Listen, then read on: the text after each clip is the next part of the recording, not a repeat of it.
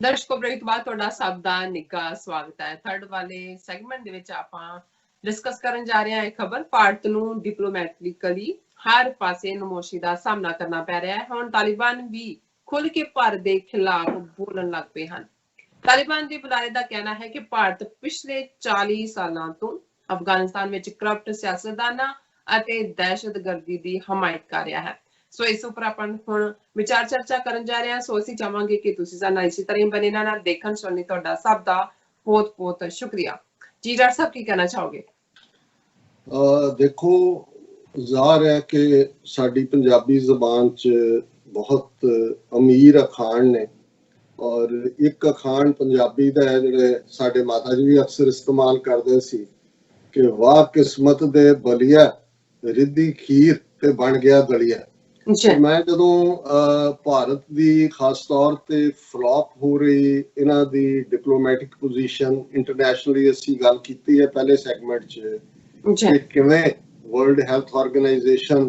ਜਿਸ ਦੀ WHO world health authority the chairmanship Bharat ਕੋਲ ਆ ਰਹੀ ਹੈ, ਕਿਵੇਂ ਅਮਰੀਕਾ ਨੇ ਭਾਰਤ ਨੂੰ ਅੱਗੇ ਕਰਕੇ ਚਾਈਨਾ ਦੇ ਖਿਲਾਫ ਕੋਵਿਡ-19 ਨੂੰ ਲੈ ਕੇ ਇਨਵੈਸਟੀਗੇਸ਼ਨ ਔਰ ਤਾਈਵਾਨ ਦੀ ਮੈਂਬਰੀ ਨੂੰ ਪੁਸ਼ ਕਰਨ ਦੀ ਲਾਈਨ ਨੂੰ ਪੁਸ਼ ਕੀਤਾ। ਪਰ ਅੱਜ ਦੇ ਸੈਸ਼ਨ 'ਚ ਸਾਹਮਣੇ ਆਇਆ ਕਿ ਦੋਨੋਂ ਹੀ ਇਹਨਾਂ ਨੁਕਤਿਆਂ ਤੇ ਭਾਰਤ ਫੇਲ ਹੋਇਆ। ਅਫਗਾਨਿਸਤਾਨ, ਜ਼ਾਹਰ ਹੈ ਕਿ ਅਫਗਾਨਿਸਤਾਨ ਹਰ ਲਿਹਾਜ਼ ਦੇ ਨਾਲ ਉਸ ਖਿੱਤੇ ਦਾ ਹੀ ਨਹੀਂ, ਮੈਂ ਜੇ ਕਹਾਂ ਕਿ ਦੁਨੀਆ ਦੇ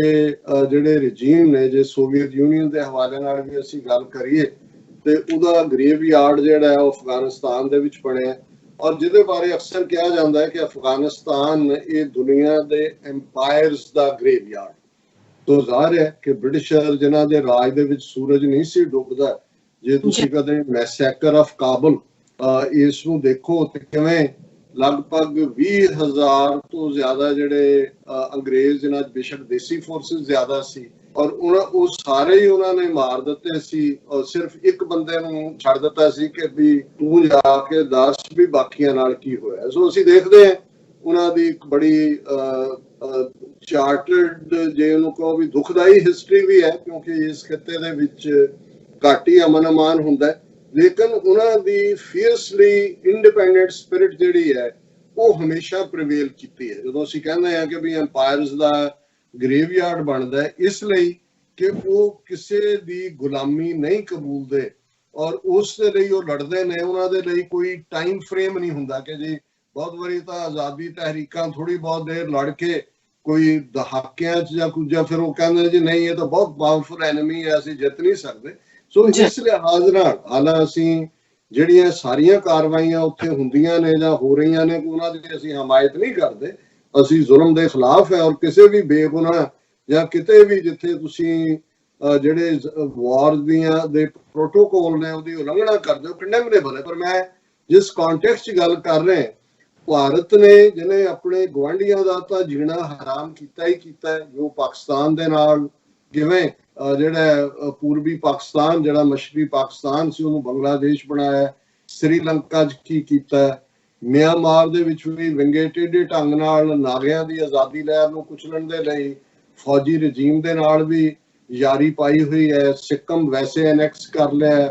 ਭੂਟਾਨ ਨੂੰ ਕਿਵੇਂ ਅੱਗੇ ਲਾ ਕੇ ਡੋਕਲਾਮ ਦਾ ਖਾਮ ਉਹਨਾਂ ਦੇ ਸਿਰ ਖੜਾ ਕੀਤਾ ਜਿਹੜਾ ਭੂਟਾਨ ਨਹੀਂ ਸੀ ਚਾਹੁੰਦਾ ਕਨਫਰੰਟੇਸ਼ਨ। ਨੇਪਾਲ ਦਾ ਕੀ ਹਾਲ ਕੀਤਾ, ਹੁਣ ਨੇਪਾਲ ਨੇ ਈਵਨ ਇਹਨਾਂ ਦੇ ਕੁਛ ਉੱਤਰਾਖੰਡ ਜਾਂ ਵੈਸਟ ਬੰਗਾਲ ਔਰ ਬਿਹਾਰ ਇਹਨਾਂ ਦੀ ਹੱਦ ਵੀ ਨੇਪਾਲ ਨਾਲ ਲੱਗਦੀ ਹੈ। ਕੁਛ ਇਹਨਾਂ ਦੇ ਮਜ਼ਦੂਰਾਂ ਨੇ ਕੁਛ ਜ਼ਮੀਨਾਂ ਨੇਪਾਲ ਦੀ ਬਾਉਂਡਰੀ 'ਚ ਲਈਆਂ ਹੋਈਆਂ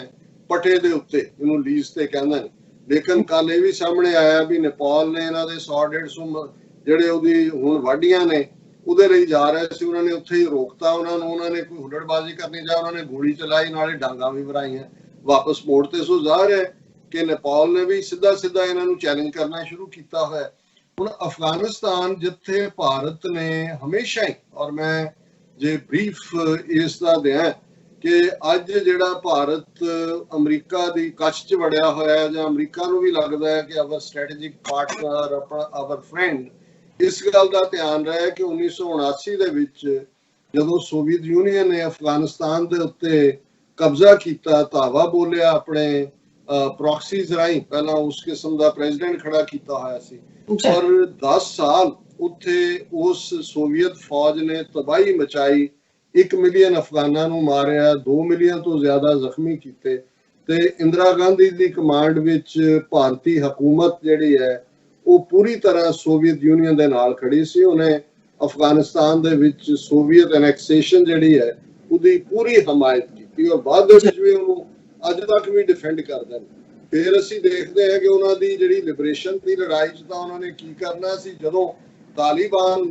ਵਾਪਸ ਜਿਹੜੇ ਕਿ ਮੈਜੋਰਿਟੀ 'ਚ ਨੇ, ਪਖਤੂਨਾਂ ਦੀ ਮੈਜੋਰਿਟੀ ਔਰ ਅਲਟੀਮੇਟਲੀ ਉੱਥੇ ਪਖਤੂਨ ਹੀ ਡਿਸਾਈਡ ਕਰਨਗੇ ਅਫਗਾਨਿਸਤਾਨ ਜਾਂ ਕਰਦੇ ਨੇ ਕਿ ਕਿਹਨੇ ਰੂਲ ਕਰਨਾ ਹੈ। ਹਾਲਾਂਕਿ ਅਸੀਂ ਸਮਝਦੇ ਹਾਂ ਵੀ ਦੂਸਰੀਆਂ ਉਜ਼ਬੈਕ, ਤਾਜ਼ਕ ਜਾਂ ਹਜ਼ਾਰੇ ਇਹ ਨੇ, ਇਹਨਾਂ 'ਚ ਨੂੰ ਵੀ ਨਾਲ ਲੈਣਾ ਬਣਦਾ ਜਿਹੜਾ ਕਿ ਇਹ ਜਿਹੜੀ ਪੀਸ ਡੀਲ ਅਮਰੀਕਾ ਨੇ ਸਟ੍ਰਾਈਕ ਕੀਤੀ ਹੈ ਤਾਲਿਬਾਨ ਦੇ ਨਾਲ, ਉਹਦੇ ਬ੍ਰੌਡਰ ਦਾਇਰੇ 'ਚ ਇਹ ਗੱਲ ਹੈ। ਲੇਕਿਨ ਭਾਰਤ ਨੇ ਕਿਵੇਂ ਉਸ ਦੌਰ ਦੇ ਵਿੱਚ ਵੀ ਮਸੂਦ ਦੀ ਹਮਾਇਤ ਕਰਕੇ ਤਾਜ਼ਕਾਂ ਨੂੰ ਖੜਾ ਰੱਖਿਆ ਹੈ, ਈਰਾਨ ਦੇ ਰਾਹੀਂ ਵੀ, ਕਿਉਂਕਿ ਈਰਾਨ ਦਾ ਵੀ ਇੰਟਰਸਟ ਹੈ ਉੱਥੇ, ਗੜਬੜ ਦਾ ਮਾਹੌਲ ਬਣਾਈ ਰੱਖਿਆ। ਪਰ 9/11 ਤੋਂ ਬਾਅਦ ਵੀ ਅਸੀਂ ਦੇਖਦੇ ਹਾਂ ਜਦੋਂ ਕਿ ਅਮਰੀਕਾ ਨੇ ਇੱਕ ਪਾਸੇ ਆਪਣੇ ਏਜੰਡੇ ਤੇ ਕੰਮ ਕਰਨਾ ਸ਼ੁਰੂ ਕੀਤਾ ਹੋਇਆ ਸੀ, ਭਾਰਤ ਨੇ ਯਕੀਨ, ਹਾਲਾਂਕਿ ਭਾਰਤ ਦੀ ਸਰਹੱਦ ਨਹੀਂ ਲੱਗਦੀ ਹੈ ਅਫਗਾਨਿਸਤਾਨ ਦੇ ਨਾਲ, ਭਾਰਤ ਦਾ ਉਹਦੇ 'ਚ ਕੋਈ ਇੰਟਰਸਟ ਨਹੀਂ ਹੋਣਾ ਚਾਹੀਦਾ, ਪਰ ਕਿਉਂਕਿ ਪਾਕਿਸਤਾਨ ਨੂੰ ਕਮਜ਼ੋਰ ਕਰਨ ਦੇ ਲਈ, ਮੁਸੀਬਤ 'ਚ ਪਾਉਣ ਦੇ ਲਈ ਭਾਰਤ ਨੇ ਜਿਵੇਂ ਅਫਗਾਨਿਸਤਾਨ ਦੇ ਜਿਹੜੇ ਪ੍ਰੋਕਸੀ ਰਜੀਮ ਸੀ ਖੜੇ ਕੀਤੇ ਹੋਏ ਉਹਨਾਂ ਨੂੰ ਵਰਤਿਆ। ਕਿਵੇਂ 18ਵੀਂ ਕੌਂਸਲਰ ਦਫ਼ਤਰ ਪਾਕਿਸਤਾਨ ਦੀ ਬਾਉਂਡਰੀ ਨਾਲ ਖੋਲ ਕੇ, ਕਿਉਂਕਿ ਅਫਗਾਨਿਸਤਾਨ ਦੀ ਹੱਦ ਬਲੋਚਿਸਤਾਨ ਨਾਲ ਲੱਗਦੀ ਹੈ, ਵੱਡਾ ਹਿੱਸਾ ਖੈਬਰ ਪਖਤੂਨਖਵਾ ਨਾਲ ਵੀ ਲੱਗਦੀ ਹੈ, ਸੋ ਉੱਥੇ ਕੌਂਸੂਲੇਟ ਖੋਲ ਕੇ ਕਿਵੇਂ ਕੁਲਭੂਸ਼ਣ ਯਾਦਵ ਵਰਗੇ ਬੰਦਿਆਂ ਰਾਹੀਂ ਵਿਦਨ ਪਾਕਿਸਤਾਨ ਜਿਹੜੀ ਹੈ ਇਹਨਾਂ ਨੇ ਦਹਿਸ਼ਤਗਰਦੀ ਕੀਤੀ। ਲੇਟੈਸਟ ਐਗਜ਼ਾਮਪਲ ਅਸੀਂ ਪਿਛਲੇ ਦਿਨਾਂ 'ਚ ਗੱਲ ਕੀਤੀ ਸੀ ਕਿ ਕਿਵੇਂ ਸੋ ਕਾਲਡ ਲਿਬਰੇਸ਼ਨ ਆਰਮੀ ਦੇ ਨਾਂ ਥੱਲੇ ਈਰਾਨ ਬੇਸਡ ਜਿਹੜਾ ਹੈ ਉਹ ਹਮਲਾ ਕਰਵਾ ਕੇ ਪਾਕਿਸਤਾਨ ਦੇ ਜਿਨ੍ਹਾਂ 'ਚ ਇੱਕ ਮੇਜਰ ਰੈਂਕ ਦਾ ਸੀ 5 ਜਾਂ 6 ਉਹਨਾਂ ਦੀ ਜਿਹੜੀ ਸਮਾਈ ਆਰਮੀ ਸੀ ਬੰਦੇ ਗਸ਼ਤ ਕਰ ਰਿਹਾ ਗਰੁੱਪ ਉਹਨਾਂ ਦਾ, ਉਹਨਾਂ ਨੂੰ ਮਾਰਿਆ। ਸੋ ਲਗਾਤਾਰਤਾ ਦੇ ਨਾਲ ਇਹ ਇਹਨਾਂ ਦੀਆਂ ਕਾਰਵਾਈਆਂ ਜਾਰੀ ਨੇ ਔਰ ਭਾਰਤ ਨਹੀਂ ਸੀ ਚਾਹੁੰਦਾ ਕਿ ਅਮਰੀਕਾ ਦੀ ਕੋਈ ਡੀਲ ਹੋਏ, ਅਮਰੀਕਾ ਉੱਥੋਂ ਨਿਕਲੇ, ਕਿਉਂਕਿ ਇਸ ਹਵਾਲੇ ਨਾਲ ਹੀ ਪਾਕਿਸਤਾਨ ਨੂੰ ਉੱਥੇ ਫਸਿਆ ਰਹਿਣਾ ਦੇਖਣਾ ਚਾਹੁੰਦਾ ਉਹ, ਤਾਂ ਕਿ ਜਿਵੇਂ ਉਹਨਾਂ ਨੇ ਕਸ਼ਮੀਰ ਦੇ ਵਿੱਚ ਆਈਨੀ ਗੁੰਡਾਗਰਦੀ ਕੀਤੀ ਔਰ ਹੁਣ 1 ਮਿਲੀਅਨ ਫੌਜ ਰੱਖ ਕੇ ਗੁੰਡਾਗਰਦੀ ਕਰ ਰਹੇ ਨੇ, ਇਹਨਾਂ ਦਾ ਏਜੰਡਾ ਜਿਹੜਾ ਉਹ ਸਿਰੇ ਚੜੇ। ਪਰ ਮੈਂ ਸਮਝਦਾ ਹਾਂ ਕਿ ਭਾਈ ਨਰ ਚਾਹਤ ਕੁਛ ਔਰ ਹੈ ਕੀ ਔਰ ਹੈ ਭਈ, ਬੰਦਾ ਕੁਛ ਹੋਰ ਚਾਹੁੰਦਾ ਹੈ, ਉਹ ਹੋਰ ਦਾ ਹੋਰ ਜਾਂਦਾ ਹੈ। ਅਲਟੀਮੇਟਲੀ ਅਮਰੀਕਾ ਦੇ ਵਿੱਚ ਜਿਹੜੇ ਸੰਜੀਦਾ ਉਹਨਾਂ ਦੇ ਐਨਾਲਿਸਟ ਨੇ, ਉਹਨਾਂ ਨੇ ਰਿਅਲਾਈਜ਼ ਕੀਤਾ, ਔਰ ਮੈਂ ਇਸ ਦੇ ਲਈ ਪ੍ਰੈਜ਼ੀਡੈਂਟ ਟਰੰਪ ਜਿਹਨਾਂ ਬਾਰੇ ਸਾਡੇ ਰਿਪਬਲਿਕਨ ਵੀਰ ਗਲਾ ਕਰਦੇ ਨੇ ਕਿ ਮੈਂ ਰੋਜ਼ ਕ੍ਰਿਟਿਸਾਈਜ਼ ਕਰਦਾ, ਮੈਂ ਸਮਝਦਾ ਵੀ ਇੱਕ ਨੀਤੀ ਟਰੰਪ ਦੀ ਜਿਹੜੀ ਉਹਨਾਂ ਦੇ ਕੈਂਪੇਨ 'ਚ ਵੀ ਸੀ ਔਰ ਪ੍ਰੈਜ਼ੀਡੈਂਟ ਬਣਨ ਤੋਂ ਬਾਅਦ ਉਹਨਾਂ ਨੇ ਲਾਗੂ ਕਰਨ ਦੀ ਕੋਸ਼ਿਸ਼ ਕੀਤੀ, ਉਹ ਸ਼ਲਾਘਾਯੋਗ ਹੈ ਕਿ ਅਮਰੀਕਨ ਫੌਜਾਂ ਬਾਹਰ ਕੱਢਣੀਆਂ ਇਰਾਕ 'ਚੋਂ। ਉਹਨਾਂ ਨੇ ਆਪਣੇ ਕੈਂਪੇਨ 'ਚ ਕਿਹਾ ਸੀ, ਦੂਸਰਾ ਅਫਗਾਨਿਸਤਾਨ 'ਚੋਂ। ਬੇਸ਼ੱਕ ਅਫਗਾਨਿਸਤਾਨ ਦੇ ਵਿੱਚ ਸ਼ਾਇਦ 7-8 ਹਜ਼ਾਰ ਅਮਰੀਕਨ ਸੋਲਜਰ ਹੀ ਨੇ, ਲੇਕਿਨ ਇਹ ਟਰੰਪ ਦੀ ਜਿਹੜੀ ਹੈ ਇਸ ਬਾਰੇ ਪੋਜ਼ਿਟਿਵ ਲਾਈਨ ਸੀ ਕਿ ਉਹਨਾਂ ਦੇ ਜਿਹੜੇ ਨੈਗੋਸ਼ੀਏਟਰ ਸੀ ਜਿਨ੍ਹਾਂ ਦੇ ਵਿੱਚ ਖਾਸ ਤੌਰ ਤੇ ਜ਼ਲਮੇ ਖਲੀਲਜ਼ਾਦ, ਉਹਨਾਂ ਨੂੰ ਮੈਂ ਹਮੇਸ਼ਾ ਜ਼ਾਲਮੇ ਹੀ ਕਹਿੰਦਾ ਰਿਹਾ, ਪਰ ਮੈਂ ਦੇਖਿਆ ਕਿ ਉਹਨਾਂ ਦੇ ਠੀਕ ਨਾਂ ਦਾ ਪ੍ਰੋਨਾਂਸੀਏਸ਼ਨ ਜਿਹੜਾ ਉਹ ਜ਼ਲਮੇ ਖਲੀਲਜ਼ਾਦ ਹੈ। ਹਾਲਾਂ ਪ੍ਰੋ ਇੰਡੀਆ ਹੈ, ਯੂਨਾਈਟਿਡ ਨੇਸ਼ਨ ਦੇ ਵਿੱਚ ਵੀ ਰਿਪਰੈਜ਼ੈਂਟੇਟਿਵ ਰਿਹਾ ਅਮਰੀਕਾ ਦਾ, ਅਫਗਾਨ ਹੈ, ਲੇਕਿਨ ਐਂਟਾਈ ਪਾਕਿਸਤਾਨ। ਪਰ ਸਮਝਦਿਆਂ ਹੋਇਆ ਅਮਰੀਕਨਾਂ ਨੇ ਕਿ ਭਾਈ ਇਹ ਸਾਰੀ ਸਿਚੁਏਸ਼ਨ ਨੂੰ ਸਮਝਦਾ ਹੈ, ਉਹਦੇ ਰਾਹੀਂ ਪਾਕਿਸਤਾਨ ਦੀ ਮਦਦ ਰਾਹੀਂ ਉਹਨਾਂ ਨੇ ਦੇਖ ਲਿਆ ਕਿ ਪਾਕਿਸਤਾਨ ਤੋਂ ਬਿਨਾਂ ਕੋਈ ਵੀ ਡੀਲ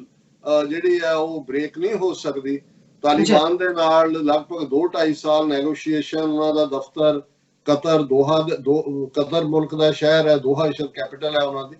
ਉਹਦੇ 'ਚ ਉਹਨਾਂ ਨੇ ਸ਼ੁਰੂ ਕੀਤਾ ਔਰ ਇਵੈਂਚੁਅਲੀ ਜਿਹੜਾ ਹੈ ਉਹ ਡੀਲ ਸਾਈਨ ਹੋਈ। ਹੁਣ ਉਹਦੀ ਸਭ ਤੋਂ ਜ਼ਿਆਦਾ, ਔਰ ਉਹਦੇ 'ਚ ਚੀਨ ਵੀ ਔਨ ਬੋਰਡ ਸੀ, ਰਸ਼ੀਆ ਵੀ ਔਨ ਬੋਰਡ ਸੀ, ਈਰਾਨ ਵੀ ਔਨ ਬੋਰਡ ਸੀ, of course Pakistan on board ਸੀ। ਜੇ ਇੱਕੋ ਇੱਕ ਜਿਹੜਾ ਖਾਮਖਾਹ ਦਾ ਚੌਧਰੀ ਬਣਿਆ ਹੋਇਆ ਸੀ ਇੰਡੀਆ, ਉਹਦੀ ਉਹ ਕੋਈ ਥਾਂ ਨਹੀਂ ਸੀ। ਸੋ ਜ਼ਾਹਰ ਹੈ ਕਿ ਇੰਡੀਆ ਨੇ ਉੱਥੇ ਬਰਾਬਰ ਸ਼ਰਾਰਤ ਜਾਰੀ ਰੱਖੀ। ਆਪਣਾ ਜਿਹੜਾ ਉਹਨਾਂ ਨੇ ਟੁਚਾ ਉੱਥੇ ਖੜਾ ਕੀਤਾ ਹੋਇਆ ਅਸ਼ਰਫ ਗਨੀ, ਕਿਉਂਕਿ ਇਹਨਾਂ ਦੀ ਪ੍ਰੈਜ਼ੀਡੈਂਸ਼ੀਅਲ ਸੋ ਕਾਲਡ ਇਲੈਕਸ਼ਨ 'ਚ ਵੀ ਸੀ ਕਿ ਡਾਕਟਰ ਅਬਦੁੱਲਾ ਜਿੱਤਿਆ, ਕਿ ਉਹ ਜਿੱਤਿਆ, ਦੋਨੋਂ ਹੀ ਆਪਣੇ ਆਪਣੇ ਪ੍ਰਧਾਨ ਬਣੇ ਹੋਏ ਸੀ। ਹਾਲਾਂਕਿ ਸਾਦਾ ਪੰਜਾਬੀ 'ਚ ਕਹਿਣਾ ਹੋਏ ਕਿ ਦੋਨਾਂ ਦੀ ਗਰਾਊਂਡ ਤੇ ਨਹੀਂ ਕੁਝ ਵਟਿੰਦੀ, ਕੁਝ ਵਟਿਆ ਨਹੀਂ ਜਾਂਦਾ, ਪਰ ਉਹਨਾਂ ਨੇ ਆਪਣੀ ਪੂੰਛ ਨਾਲ ਛੱਜ ਬੰਨੇ ਹੋਏ ਨੇ, ਇੱਕ ਨੇ ਆਪਣੇ ਪ੍ਰਧਾਨ ਦਾ, ਇੱਕ ਨੇ ਦੂਜਾ। ਔਰ ਇਹਨਾਂ ਨੇ ਫਿਰ ਮਿਲ ਕੇ ਉਹਦੇ 'ਚ ਹੋਰ ਕਿਹੜੀਆਂ ਤਾਕਤਾਂ ਨੇ, ਉਹ ਜ਼ਾਹਰ ਹੈ ਕਿ ਇਕੱਲਾ ਇੰਡੀਆ ਦਾ ਕੰਮ ਨਹੀਂ ਹੈ, ਜਾਂ ਉਹਨਾਂ ਦਾ ਹੋਰ ਵੀ ਨੇ ਜਿਨ੍ਹਾਂ ਨੂੰ ਇਹ ਸਮਝੌਤਾ ਚੰਗਾ ਨਹੀਂ ਸੀ ਲੱਗਦਾ। ਉਹਨਾਂ ਨੇ ਇਸਲਾਮਿਕ ਸਟੇਟ ਦੇ ਨਾਂ ਥੱਲੇ ਦਹਿਸ਼ਤਗਰਦੀ ਦੀਆਂ ਕਾਰਵਾਈਆਂ ਜਾਰੀ ਰੱਖੀਆਂ, ਸਿੱਖਾਂ ਨੂੰ ਵੀ ਸੌਫਟ ਟਾਰਗੇਟ ਬਣਾਉਂਦੇ ਆ। ਪਿਛਲੇ ਦਿਨਾਂ 'ਚ ਜਿਵੇਂ ਕਾਬਲ ਦੇ ਇੱਕ ਗੁਰਦੁਆਰਾ ਸਾਹਿਬ 'ਚ 27 ਦੇ ਕਰੀਬ ਸਿੱਖਾਂ ਨੂੰ ਜਿਹੜਾ ਹੈ ਉਹ ਗੋਲੀਆਂ ਦੇ ਨਾਲ ਭੁੰਨਿਆ, ਔਰ ਫਿਰ ਇਸਲਾਮਿਕ ਸਟੇਟ ਤੋਂ ਹੋਰ ਵੀ ਕਾਰਵਾਈਆਂ, ਇੱਕ ਜਨਾਜ਼ੇ ਦੇ ਉੱਤੇ ਹਮਲਾ ਕਰਾ ਕੇ ਉੱਥੇ, ਔਰ ਇੱਕ ਈਵਨ ਮੈਟਰਨਿਟੀ ਹਸਪੀਟਲ ਦੇ ਉੱਤੇ, ਜਿੱਥੇ ਅਮਰੀਕਾ ਨੇ ਵੀ ਸਿੱਧੇ ਤੌਰ ਤੇ ਇਸਲਾਮਿਕ ਸਟੇਟ ਨੂੰ ਜ਼ਿੰਮੇਵਾਰ ਦੱਸਿਆ। ਹੁਣ ਅਮਰੀਕਾ ਨੇ, ਮੈਂ ਸਮਝਦਾ ਵੀ ਇਹ ਜਿਹੜੇ ਟਰੰਪ ਸਟਾਈਲ ਹੁੰਦੇ ਨੇ ਕੰਮ ਕਰਨ ਦੇ, ਇਹਦੇ 'ਚ ਕਈ ਵਾਰ ਇਹ ਵੀ ਹੁੰਦਾ ਕਿ ਫਿਰ ਜਦੋਂ ਇੱਕ ਸਟੇਜ ਤੇ ਕਹਿ ਦਿੰਦੇ ਨੇ ਜੀ ਇਨਫ ਇਜ਼ ਇਨਫ, ਇਹ ਤੁਹਾਡੀ ਗੱਲ ਅੱਗੇ ਨਹੀਂ, ਅਸੀਂ ਉਹਨੂੰ ਨਿਬੇੜ। ਹੋਰ ਮੈਨੂੰ ਲੱਗਦਾ ਹੈ ਕਿ ਵੀ ਉਹਨਾਂ ਨੇ ਅਮਰੀਕਾ, ਉੱਥੇ ਅਫਗਾਨਿਸਤਾਨ ਦੇ ਦੋਨੋਂ ਹੀ ਜਿਹੜੇ ਛੱਜ ਬੰਨੇ ਪ੍ਰਧਾਨ ਨੇ, ਕਰਜ਼ਾਈ ਵੀ ਔਰ ਅਬਦੁੱਲਾ ਵੀ, ਉਹਨਾਂ ਨੂੰ ਕਰਜ਼ਾਈ ਨੇ ਜੀ ਅਸ਼ਰਫ ਗਨੀ, ਕਿਉਂਕਿ ਪਹਿਲਾਂ ਕਰਜ਼ਾਈ ਵੀ ਇਹੋ ਜਿਹਾ ਹੀ ਰੋਲ ਅਦਾ ਕਰਦਾ ਰਿਹਾ, ਇੱਕੋ ਹੀ ਹੈ, ਇੱਕੋ ਹੀ ਥੈਲੀ ਦੇ ਚੱਟੇ ਵੱਟੇ ਨੇ, ਪਰ ਇਹਨੂੰ ਉਹਨਾਂ ਨੇ ਅਸ਼ਰਫ ਗਨੀ ਨੂੰ ਜਿਹੜਾ ਇਹ ਕਹਿ ਦਿੱਤਾ ਕਿ ਭਾਈ ਅਸੀਂ ਤਾਂ ਨਿਕਲਣਾ ਹੀ ਨਿਕਲਣਾ, ਇਹ ਹੁਣ ਤੁਸੀਂ ਦੇਖੋ। ਔਰ ਇਹ ਜਿਹੜੀਆਂ ਦੋ ਖਬਰਾਂ ਇਸ ਵੀਕਐਂਡ ਦੀਆਂ ਨੇ, ਇੱਕ ਅਹਿਮੀਅਤ ਵਾਲੀਆਂ ਨੇ। ਇੱਕ ਤਾਂ ਇਹ ਕਿ ਅਸ਼ਰਫ ਗਨੀ ਔਰ ਡਾਕਟਰ ਅਬਦੁੱਲਾ ਨੇ ਸਮਝੌਤਾ ਕਰ ਲਿਆ ਆਪਸ, ਔਰ ਸਮਝੌਤਾ ਇਹ ਹੋਇਆ ਕਿ ਵੀ ਇਹ ਪ੍ਰਧਾਨ ਬਣਿਆ ਰਹੇਗਾ ਅਸ਼ਰਫ ਗਨੀ, ਔਰ ਅਬਦੁੱਲਾ ਜਿਹੜੀ ਬਾਡੀ ਨੇ ਤਾਲਿਬਾਨ ਦੇ ਨਾਲ ਗੱਲਬਾਤ ਨੂੰ ਸਿਰੇ ਲਾਉਣਾ ਹੈ, ਔਰ ਉਸ ਦਾ ਨਾਂ ਹੈ ਪੀਸ ਕੌਂਸਲ, ਉਸ ਦੇ ਚੇਅਰਮੈਨ ਹੋਣਗੇ। ਸੋ ਪਾਵਰਫੁਲ, ਕਿਉਂਕਿ ਅਬਦੁੱਲਾ ਦਾ ਫਿਰ ਵੀ ਥੋੜਾ ਹੋਲਡ ਹੈ, ਇਹ ਦੂਜਾ ਤਾਂ ਜਿਹੜਾ ਇਹ ਮਿੱਟੀ ਦਾ ਮਾਧੋ ਹੀ ਹੈ, ਇਹਦੇ ਤੋਂ ਪੱਲੇ ਵੀ ਕੁਝ ਨਹੀਂ ਹੈ। ਸੋ ਇਹ ਇੱਕ ਜ਼ਾਹਰ ਹੈ ਕਿ ਇਸ ਦੇ ਉੱਤੇ ਅਮਰੀਕਾ ਨੇ ਆਪਣਾ ਜਿਹੜਾ ਮਸਲ ਦਿਖਾਇਆ ਲੱਗਦਾ ਹੈ। ਇਹਨਾਂ ਦੋਨਾਂ ਨੂੰ ਕਿਹਾ ਵੀ ਬੰਦੇ ਦੇ ਪੁੱਤ ਬਣੋ। ਦੂਸਰੀ ਜਿਹੜੀ ਖਬਰ ਇਸ ਨਾਲ ਜੁੜੀ ਹੋਈ ਸੀ, ਬੇਸ਼ੱਕ ਉਹ 7 ਮਈ ਨੂੰ ਜਦੋਂ ਕਿ ਜ਼ਲਮੇ ਖਲੀਲਜ਼ਾਦ ਦਿੱਲੀ ਜਾਂਦੇ ਨੇ, ਕਿਉਂਕਿ ਇਸਲਾਮਾਬਾਦ ਵੀ ਗਏ, ਪਾਕਿਸਤਾਨੀ ਫੌਜੀ ਮੁਖੀ ਨੂੰ ਵੀ ਮਿਲੇ, ਔਰ ਇਹ ਫਾਈਨਲ ਜਿਹੜਾ ਉਹ ਜਿਹੜੀ ਵਿੱਚ ਇਹਨਾਂ ਨੇ ਰੁਕਾਵਟ ਖੜੀ ਕੀਤੀ ਹੋਈ ਸੀ ਇੰਡੀਆ ਨੇ, ਉਹਨੂੰ ਉਹ ਹਟਾਉਣਾ ਚਾਹੁੰਦੇ ਨੇ ਕਿ ਭਾਈ ਗੱਲਬਾਤ ਸਿਰੇ ਲੱਗੇ। ਹੁਣ ਜ਼ਲਮੇ ਖਲੀਲਜ਼ਾਦ ਜਦੋਂ ਦਿੱਲੀ ਜਾਂਦੇ ਨੇ, ਉਹਨਾਂ ਦੇ ਨਾਲ ਅਮਰੀਕਾ ਦੀ ਸਿਕਿਉਰਿਟੀ ਐਡਵਾਈਜ਼ਰ ਵੀ ਹੈ ਉੱਥੇ, ਉਹ ਅਜੀਤ ਡੋਭਾਲ ਜਿਹੜਾ ਉੱਥੇ ਕਰਤਾ ਧਰਤਾ ਹੈ ਨੈਸ਼ਨਲ ਸਿਕਿਉਰਿਟੀ ਦਾ, ਉਹਦੇ ਨਾਲ, ਔਰ ਸ਼ੰਕਰ ਜੈਕਿਸ਼ਨ ਜਿਹੜਾ ਫੋਰਨ ਮਿਨਿਸਟਰ ਹੈ ਉਹਦੇ ਨਾਲ ਮਿਲਦੇ ਨੇ। ਔਰ ਉੱਥੇ ਇੱਕ ਗੱਲ ਉਹ ਦਿੱਲੀ ਦੇ ਹਾਕਮਾਂ ਨੂੰ ਵਾਅਦਾ ਕਰ ਦਿੰਦੇ ਨੇ ਕਿ keeps your hands of Afghanistan, ਇੱਥੋਂ ਆਪਣੇ ਹੱਥ ਚੁੱਕੋ, ਇਹਨੂੰ ਮਤ ਸੈਬੋਟਾਜ ਕਰੋ। ਔਰ ਜਿਹੜੇ ਲਫ਼ਜ਼ ਕੋਟ ਹੋਏ ਨੇ ਉਹਨਾਂ ਦੇ, ਉਹਨੇ ਜਿਹੜੀ, ਔਰ ਇਹ ਪਬਲਿਕ ਸਟੇਟਮੈਂਟ ਜਿਹੜੀ ਆਈ ਹੈ ਉਹਦੀ ਜ਼ਲਮੇ ਖਲੀਲਜ਼ਾਦ ਦੀ, ਉਹਨਾਂ ਨੇ ਕਿਹਾ but when it comes to get international efforts, India does not have a more active role in the peace process। ਹੁਣ ਲੰਬੀ ਚੌੜੀ ਸਟੇਟਮੈਂਟ ਹੈ, ਪਰ ਇਹ ਉਹਦਾ ਜਿਸਟ ਹੈ ਜਿਹੜਾ ਸਾਡੀ ਜਿਹੜੀ ਰੈਲੇਵੈਂਟ ਡਿਸਕਸ਼ਨ ਹੈ ਉਹਦੇ 'ਚ ਹੈ ਕਿ ਭਾਈ ਤੁਹਾਡਾ ਹੁਣ ਕੋਈ ਰੋਲ ਨਹੀਂ, ਬਹੁਤ ਥੈਂਕ ਯੂ, ਤੁਸੀਂ ਉੱਥੇ ਪਾਰਲੀਮੈਂਟ ਦੀ ਬਿਲਡਿੰਗ ਬਣਾਉਣ ਨੂੰ ਪੈਸੇ, ਜਿਹਨੂੰ ਟਰੰਪ ਨੇ ਰਿਡੀਕਿਊਲ ਕੀਤਾ ਸੀ ਸਟੇਜ ਤੇ ਕਿ ਦੇ when I call Modi, he says we built a library there। Yeah, Afghans are going to read the library। ਉਹ ਕਹਿਣਾ ਉਹ ਜਾਂਦਾ my foot, ਉਹ ਕਹਿੰਦਾ ਵੀ ਤੁਸੀਂ ਉੱਥੇ ਪੱਲਾ ਕੋਈ ਫੌਜੀ ਭੇਜ ਕੇ ਰਾਜੀ ਨਹੀਂ, ਕੋਈ ਹੋਰ ਕਰਨ ਨੂੰ ਤਿਆਰ ਨਹੀਂ, ਅਮਰੀਕਨ ਤੁਹਾਡੇ ਲਈ ਨਹੀਂ ਮਰਨ ਨੂੰ ਤਿਆਰ। ਸੋ ਇਹਦੇ ਨਾਲ ਹੀ ਉਹਨਾਂ ਨੇ ਜਿਹੜਾ ਇਸ ਤੋਂ ਉਹਨੂੰ ਸਪਸ਼ਟ ਕਰ ਦਿੱਤਾ ਕਿ ਵੀ ਹੁਣ ਚੁੱਪ ਰਹੋ, ਅਸੀਂ ਗੱਲਬਾਤ ਤਾਲਿਬਾਨ ਦੇ ਨਾਲ ਕੰਢੇ ਲਾਣੀ ਹੈ, ਜਿਹੜੀ ਲੱਗੀ ਹੋਈ ਹੈ ਜ਼ਾਹਰ ਹੈ ਇਹਨੂੰ ਇੰਪਲੀਮੈਂਟ ਕਰੋ। ਉੱਥੇ ਵੀ ਦੋਨੋਂ ਜਿਹੜੇ ਛੱਜ ਬੰਨੇ ਪ੍ਰਧਾਨ ਸੀ ਉਹਨਾਂ ਨੂੰ ਕਿਹਾ ਵੀ ਚਲੋ ਇਹ ਦੋਨੋਂ ਆਮੋ ਸਾਹਮਣੇ ਹੋ ਜਾਏ, ਤੇਰਾ ਛੱਜ ਵੀ ਰਹੇ ਉਹਦਾ ਵੀ ਰਹੇ, ਤੇ ਦੋਨੋਂ ਇੱਕੋ ਕੁਰਸੀ ਤੇ ਬੈਠ ਜਾਓ, ਦੋਨੋਂ ਉਹਨਾਂ ਨੇ ਬਾਤ ਦਿੱਤੇ। ਲੇਕਿਨ ਇਸ ਤੋਂ ਵੀ ਜਿਹੜੀ ਅਹਿਮ ਖਬਰ ਹੈ, ਕਿਉਂਕਿ ਇਹਨੂੰ ਤਾਂ ਤੁਸੀਂ ਡਿਪਲੋਮੈਟਿਕ ਜਿਹੜੀਆਂ ਨੇ ਉਹ ਉਛਲ ਕੂਦ ਕਹਿ ਸਕਦੇ ਹੋ, ਛਲਾਂਗਾ ਕਹਿ ਸਕਦੇ ਹੋ, ਪਰ ਇਹ ਸ਼ਾਇਦ ਪਹਿਲੀ ਵਾਰ ਹੋਇਆ। ਹਾਲਾਂਕਿ ਇਹ ਜ਼ਾਹਰ ਸੀ ਕਿ ਤਾਲਿਬਾਨ ਦੇ ਖਿਲਾਫ ਭਾਰਤ ਕਿਵੇਂ ਭੁਗਦਾ, ਔਰ ਤਾਲਿਬਾਨ ਇੱਕ ਫੋਰਸ ਨੇ, ਉਹਨਾਂ ਨੂੰ ਜਿਹੜਾ ਹੁਣ ਉਹ ਕੋਈ ਦਹਿਸ਼ਤਗਰਦ ਨਹੀਂ ਨੇ, ਉਹ ਇਕੁਅਲ ਪਾਰਟੀ ਨੇ। ਜਦੋਂ ਉਹਨਾਂ ਨੇ ਡੀਲ ਵੀ ਸਾਈਨ ਕੀਤਾ, ਉਹਨਾਂ ਕਿਹਾ ਅਸੀਂ ਬਰਾਬਰ ਬੈਠੇਗਾ ਸਾਡਾ ਨੁਮਾਇੰਦਾ ਤੁਹਾਡੇ ਸੈਕਟਰੀ ਆਫ ਸਟੇਟ ਦੇ, ਔਰ ਪੂਰੇ ਕੈਮਰਿਆਂ ਦੇ ਗਲੇਅਰ ਦੇ ਸਾਹਮਣੇ ਕਿ ਵੀ ਇਹ ਜਿਹੜਾ ਤੁਸੀਂ ਸਾਨੂੰ ਦਹਿਸ਼ਤਗਰਦ ਬਣਾਇਆ ਸੀ, ਅਸੀਂ ਧਰਤੀ ਦੇ ਪੁੱਤਰ। ਹੁਣ ਇਹ ਮੈਸੇਜ ਉਹਨਾਂ ਨੇ ਅਮਰੀਕਾ ਨੂੰ ਦੇ ਦਿੱਤਾ ਹੈ ਔਰ ਉਹ ਜ਼ਾਹਰ ਵੀ ਹੋ ਗਿਆ ਸਮਝੌਤੇ ਰਾਹੀਂ। ਹੁਣ ਕੱਲ ਜਿਹੜੇ ਉਹਨਾਂ ਦੇ ਦੋਹਾ ਕਤਰ ਦੇ ਵਿੱਚ ਸੀਨੀਅਰ ਮੋਸਟ, ਸ਼ਾਇਦ ਸੈਕੰਡ ਇਨ ਕਮਾਂਡ ਨੇ, ਉਹਨਾਂ ਦਾ ਨਾਮ ਹੈ ਸ਼ੇਰ ਮੁਹੰਮਦ ਅਬਾਸ। ਉਹਨਾਂ ਨੇ ਜਿਹੜੀ ਵਾਰਨਿੰਗ ਭਾਰਤ ਨੂੰ ਦਿੱਤੀ ਹੈ ਔਰ ਜਿਹੜਾ ਉਹਨਾਂ ਦਾ 2 ਲਾਈਨਾਂ ਦੇ ਵਿੱਚ ਉਹਨਾਂ ਨੇ ਭਾਰਤ ਦੀ 40 ਸਾਲ ਦੀ ਜਿਹੜੀ ਉੱਥੇ ਨੀਤੀ, 40 ਸਾਲ ਇਸ ਲਈ ਉਹ ਉਹਨਾਂ ਨੇ 1979 ਜਿਹਦਾ ਮੈਂ ਜ਼ਿਕਰ ਕੀਤਾ, ਜਦੋਂ ਸੋਵੀਅਤ ਯੂਨੀਅਨ ਨੇ ਹਮਲਾ ਕੀਤਾ ਔਰ ਭਾਰਤ ਨੇ ਸਪੋਰਟ ਕੀਤਾ, ਉਹਨੂੰ ਉਹਨਾਂ ਨੇ ਕੱਟ ਆਫ ਡੇਟ ਬਣਾਇਆ। ਉਹਨਾਂ ਨੇ ਕਿਹਾ ਕਿ ਭਾਰਤ ਪਿਛਲੇ 40 ਸਾਲ ਤੋਂ ਅਫਗਾਨਿਸਤਾਨ ਦੇ ਵਿੱਚ ਐਪੀਟੋਮ ਆਫ ਟੈਰਰਿਜ਼ਮ ਹੈ। ਹੁਣ ਐਪੀਟੋਮ ਨੂੰ ਅਸੀਂ ਮੁਜਸਮਾ ਵੀ ਕਹਿੰਦੇ ਆ ਔਰ ਸ਼ਾਇਦ ਜੇ ਮੈਂ ਗਲਤ ਨਾ ਹੋਵਾਂ ਤੇ ਇਸ ਨੂੰ ਜਿਹੜਾ ਉਹ ਮੰਬਾ ਕਹਿੰਦੇ ਨੇ ਉਰਦੂ ਦੇ ਵਿੱਚ। ਇਹ ਐਪੀਟੋਮ ਹੈ ਕਿ ਵੀ 40 ਸਾਲ ਤੋਂ ਜਿੱਥੋਂ ਨਿਕਲਦਾ, ਜਿਵੇਂ ਐਪੀਟੋਮ ਹੁੰਦਾ ਹੈ ਜਿਹੜਾ ਸੈਂਟਰ ਹੁੰਦਾ ਹੈ, ਮਰਕਜ਼ ਹੁੰਦਾ ਹੈ ਜਿਹਦੇ ਚੋਂ ਸਾਰੀ ਚੀਜ਼ ਨਿਕਲਦੀ ਹੈ, ਕਿ ਐਪੀਟੋਮ ਆਫ ਟੈਰਰਿਜ਼ਮ ਪਿਛਲੇ 40 ਸਾਲ ਤੋਂ ਹੈ। ਔਰ ਉਹਨਾਂ ਨੇ ਕਿਹਾ ਵੀ ਇਸ ਤੋਂ ਬਾਜ਼ ਆਓ। ਔਰ ਦੂਸਰੀ ਗੱਲ ਉਹਨਾਂ ਨੇ ਕਹੀ ਕਿ ਵੀ ਇਹ ਜਿਹੜਾ ਇਹਦੇ ਵਿੱਚ ਬੰਦ ਕਰੋ ਇੰਟਰਫੇਰੈਂਸ। ਨਾਲ ਦੀ ਨਾਲ ਉਹਨਾਂ ਨੇ ਕਿਹਾ ਵੀ ਇਹਨਾਂ 40 ਸਾਲਾਂ 'ਚ ਜਾਂ ਭਾਰਤ ਨੇ ਦਹਿਸ਼ਤਗਰਦੀ ਨੂੰ ਹਮਾਇਤ ਕੀਤੀ ਹੈ ਉਹਨਾਂ ਦੀ,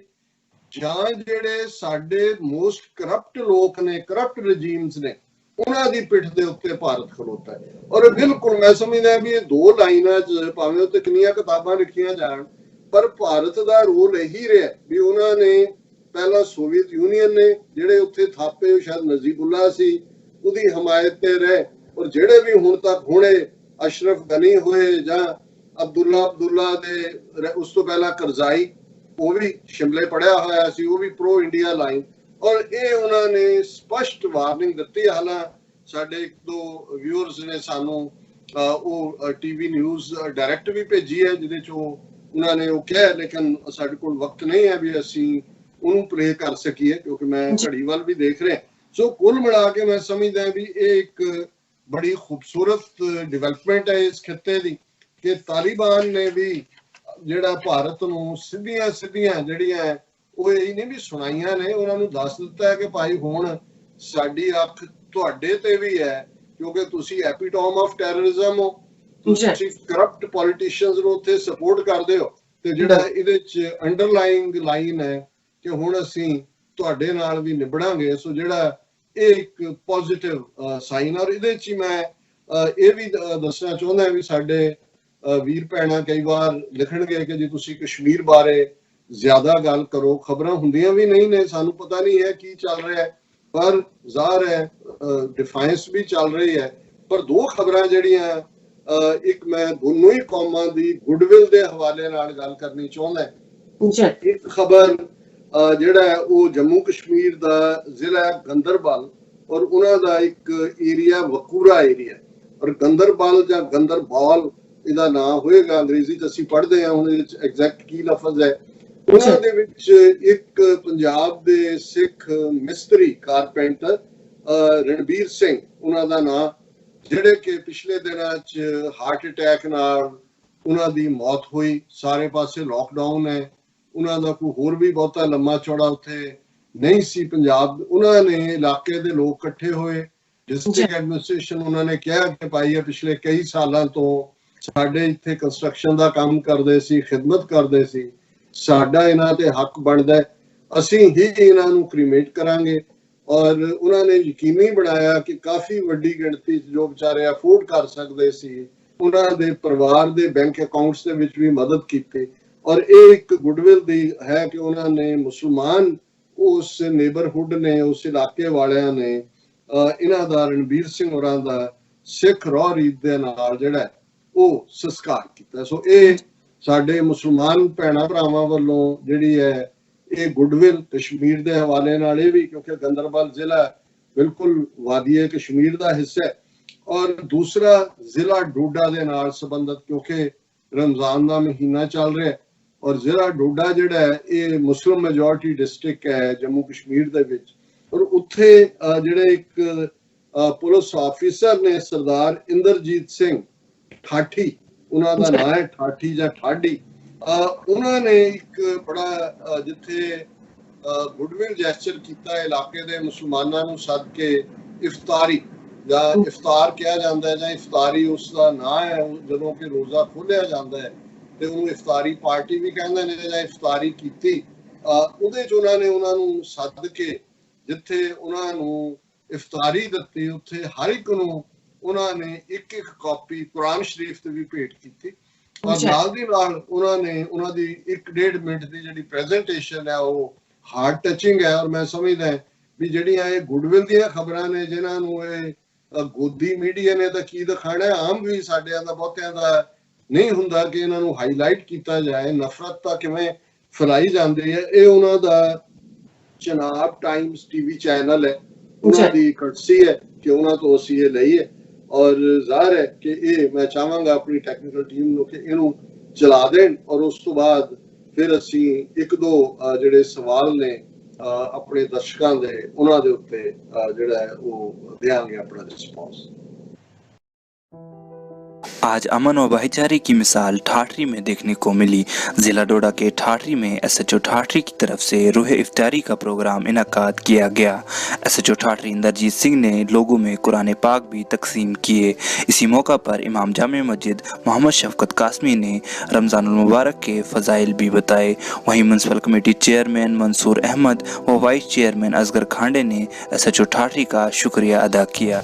SHO ठाठरी ने भी इस मौका पर बात की। इसी के साथ देखिए चिनाब टाइम्स की ये रिपोर्ट। आप सबका वेलकम करता हूँ, शुक्रिया अदा करता हूँ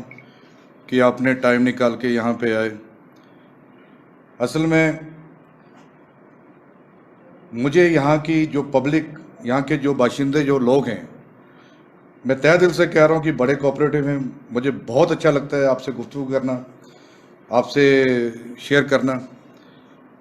लिहाजा एक मन में थी कि एक पैगाम इनके माध्यम से भी, आपके माध्यम से भी पूरी पब्लिक तक पहुंचेगा, क्योंकि मज़हब हम लोगों ने अलग अलग कर दिए, एक सियासत ने अलग अलग कर दिए, पर मज़हब को पढ़ने वाला जब सही माने में पढ़ता है तो खलकत एक नज़र आती है, फिर अलग नहीं होता, वो मुसलमान, वो सिख, वो ईसाई नहीं होता। तो इस कंसर्न को लेकर एक इफ्तियारी लफ्ज़ जो था वो बड़ा आम चलता था कि जी इफ्तियारी है, इफ्तियारी है। तो आप लोगों के प्यार के सदका रूह इफ्तियारी, यानी ये रूह की इफ्तियारी है, और रूह की इफ्तियारी को अगर कोई भरेगा तो वो कुरान पाक भरेगा, वो मुकद्दस किताबें भरेंगी जो रूह को जिंदा करेंगी। खाने से बंदा जिंदा नहीं, रूह के जिंदा होने से बंदा जिंदा है। तो ये समझ लीजिए कि जो रूह से जिंदा है वही जिंदा है, खाने के बाद वो जिंदा अपने आप को तसव्वुर ना करे अगर वो रूह से जिंदा नहीं है। लिहाजा मैं आपका फिर शुक्रगुजार हूँ, शुक्रिया भी अदा करता हूँ कि आपने इस मुहिम में, ये मुहिम है रूह इफ्तियारी, एक मुहिम है जिसको आपकी तरफ पहुंचाया, आपको पता है इस बात का, आप तक पहुंचाया। और आपसे मैं अहद भी लूंगा कि जिसके पास ये मुकद्दस किताब जाएगी वो अपने ऑपरेशन में, अपने जज्बे से 20-25 कुरान पाक फिर आगे डिलीवर करेगा और ये पैगाम पहुंचाएगा इस मुकद्दस रमज़ान के महीने में कि रूह इफ्तियारी हमने करना है, ना कि पेट को भरने वाला इफ्तियारी करना है। लिहाजा ये सिर्फ मुसलमानों के लिए नहीं है, हर मजहब के लोगों के लिए इफ्तियारी बहुत ज़रूरी है, पर रूह इफ्तियारी, खाने वाली इफ्तियारी नहीं। लिहाजा मैं आपका शुक्रगुजार हूँ, बहुत तहे दिल से शुक्रगुजार हूँ, मंसूर साहब का, चेयरमैन साहब का, शफकत साहब का, इमाम साहब का, असगर भाई का और दीगर जो मेरे भाई हैं, मैं उनका शुक्रगुजार करता हूँ कि आपने वक्त निकाल कर आप यहाँ पे आए।